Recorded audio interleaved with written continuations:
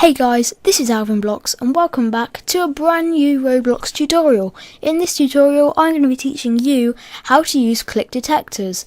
ClickDetectors are used for making a part clickable, so when you click on a part this cursor will come up, this click button, and when you click it something will happen. I'm going to teach you how to use that and how to make them work with filtering enabled turned on, so make sure that you watch this video all the way to the end so you don't miss anything. That's coming up right after this.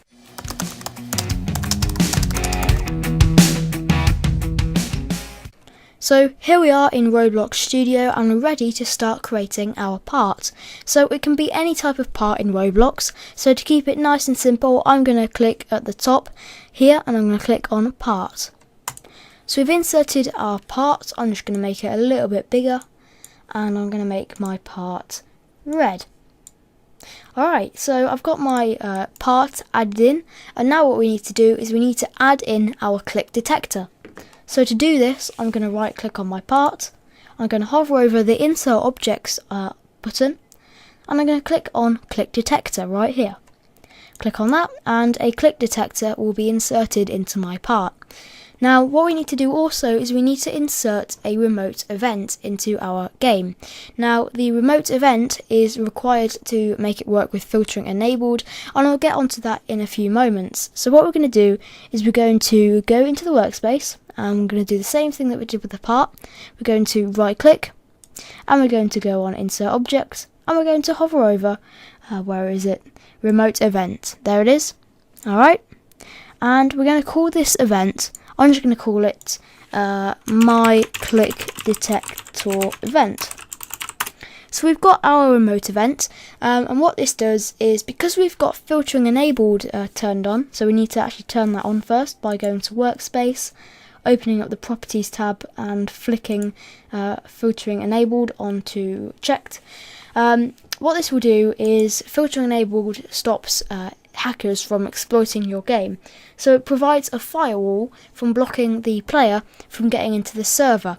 But what this also does is it stops anything inside the player, so the starter GUI, the starter pack, etc., from accessing the server. So for example, you can't edit the workspace from the player GUI because it will think that you're exploiting. So that's why we have filtering enabled. So to counteract to work around it, this anti-hacker filter, because it knows that we're not hackers, what we do is we create a remote event, and what a remote event does is it listens out for us to fire that event off. So the client will tell the server to fire this event, and then the event is listening, so when it hears that we want to fire the event, it will do what we say, but it will do it in the server, so it doesn't look like we're exploiting, and it's able to bypass the filter. So don't worry if you don't understand it, I will be doing a remote events tutorial in the future, so make sure to be subscribed to my YouTube channel for that. So we've got our remote event now and our click detector in our game. So the next thing that we're going to need to do is we're going to need to insert some scripts. So what we're going to do is we're going to create a local script. Now a local script is to be used locally, only on one player at a time, and when a local script is used, it only applies to one character and the server cannot see it, only that player can see it. So if we had a local script that inserted a part, only one player would see it at that time. So let's right click on the starter GUI, hover over insert object, and we're going to insert a local script. So click on the local script button, which is right up here. We've now got our local scripts added in, and what we're going to do is we're going to reference our part. I'm going to change the name to my part, like that. You can call it whatever you want. I'm going to enlarge my text by doing Control and the scroll wheel, and we're going to start coding. So what we're going to do is we're going to listen out for when the click detector has been clicked. So to do this, we're going to reference our click detector. Local click detector equals game.workspace.myPart.clickDetector. Then we're going to type ClickDetector dot mouse click colon connect open bracket function open bracket close bracket, and we're going to end it off with a end and then a closing bracket. So what this does is it gets our click detector, which is in the workspace, and it says on line 2, okay, so when the click detector has been clicked, we tell the computer to check for this by saying .mouse click. When it's been clicked, we want to connect it up to a function. Remember, a function can only be run when we tell it to, and we're telling it to run this function when the click detector has been clicked. Now anything inside of this event, this function, it won't run straight away. It will only run once the click detector has been clicked, which is good because we don't want the thing that we want to happen until it's clicked. So whatever you want to happen when it's clicked, we won't put it in here, we will put it in a different script. But what we're doing in this script is we're telling the remote event to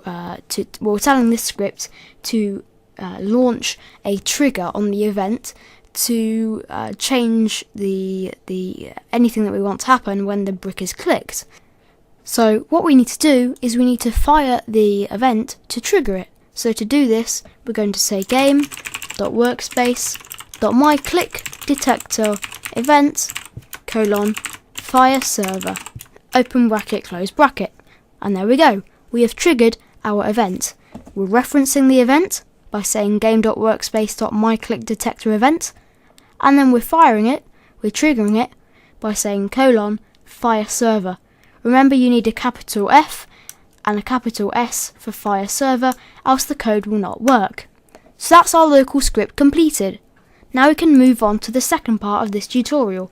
So we're going to have to create a script on the server side to deal with what will happen once the script has been triggered. To do this, we're going to right click on the event, we're going to hover over insert object, and we're going to click on script. The difference between a local script and a script is because a local script is local to one player, it only runs on one player and it doesn't replicate to the whole server. A server script will make the changes to everyone. So what we will do is we will create a listening event like we did in our local script to wait for our event to be triggered, and when it's been triggered we will do the appropriate thing that you need to happen when the brick is clicked. So to do this, we're going to do game.workspace.myClickDetector event. We're referencing our event, in fact we'll do .onServerEvent. So when there has been a fire server, we will say connect, open bracket, function, open bracket, close bracket. And then I'm just going to make my code a little bit easier for you to see. I'm going to drop a few lines, and you can see it's automatically put in this end with a closing bracket on for me, which is good. So we then drop a line, a few lines actually. We'll indent our code just so that we can see it a little bit better, and then we will start coding what we want to happen when the event has been fired. So you can put anything in here that you want to happen when the brick is fired, so it's totally up to you. I've shown you what you need to do to create the click detector, so now you need to fill in what you want to do when the brick is clicked. For me, I want it to make the part a different colour, so I'm going to do script.parent.parent to access the workspace. You could also say game.workspace, but I'm just going to say script.parent.parent for now. .myPart.brickColor equals brickColor.new. In fact, we'll do brickColor.random, so it's random every time. So we're accessing our part, we're finding its property of brick colour, and we're changing it to a random colour. I'm going to be doing a beginner series soon to teach people who don't really know much about scripting all the basics, and it will cover brick colours and all the other properties. So make sure to subscribe to my YouTube channel for that, because it's coming near December, Christmas time. Alright, so if we test this out by clicking on the base plate, clicking on play, our avatar is in the game. Every time we click our part, it's going to keep changing colour, just like this. And it works even if you're in a Roblox game. It doesn't just, it works with filtering enabled, so it will work in the Roblox game, not just in Roblox Studio, and I can prove that to you. So I'm going to go and publish the game and open it up in Roblox. So I'm inside a Roblox game, and if I zoom out, you can see that this is the real deal. We're in the Roblox player, not in Studio. And if I go and click on my brick, you can see it's working fine, no errors at all. It's doing what it says. It's going to change the colour every time, even with filtering enabled turned on. So with the power of remote events, we have made our brick detector, our click detector, able to change our brick's colour, which is really cool. So that is the end of today's tutorial. If you enjoyed it, then please do leave the video a like, and if you would like to check out some of my other Roblox videos, you can click on the thumbnails to the left of my Roblox character on screen now.